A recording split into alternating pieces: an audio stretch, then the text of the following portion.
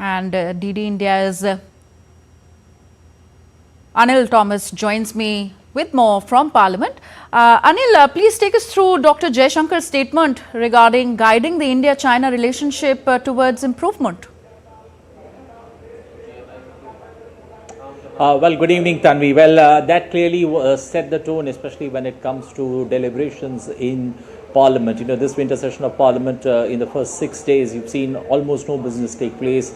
The 7th day, starting on a bright note, External Affairs Minister Jaishankar speaking in the lower house of Parliament, setting the tone and clearly briefing the parliamentary exactly on the situation, especially across the LAC. He stressed on 3 important issues. First of all, prioritizing de-escalation, especially when it comes to efforts, when it comes to reducing the troop amazement across the LAC. Also maintaining peace and stability across LAC, that's primary and important. Engaging with China on this particular issue across bilateral forums, which is another important issue that he's raised. And finally, he stressed on ensuring robust mechanism which need to be put in place, especially to address border-related issues and border-related challenges. So, you know, putting very much in perspective, you know, on an issue that the opposition has been raising time and again, the External Affairs Minister briefed the parliamentarians in the lower house, and he's expected to do the same tomorrow in the upper house, that's Rajya Sabha.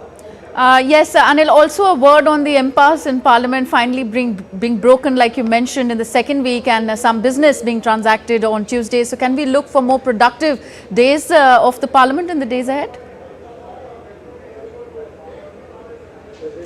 Well, the 7th day actually starting on a very bright note, if one would say, after that all-party meeting, you know, that took place in the post-lunch session on the 6th day. Clearly, things looked very much in perfect condition for business to roll on the 7th day in Parliament, and started on a bright note, especially issues like Sambal that were raised by the opposition.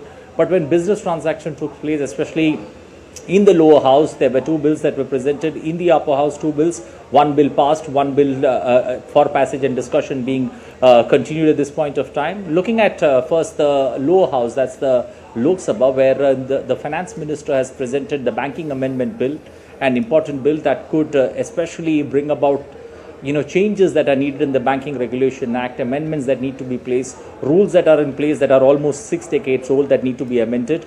Discussions currently on in the lower house with regards to the Banking Amendment Bill.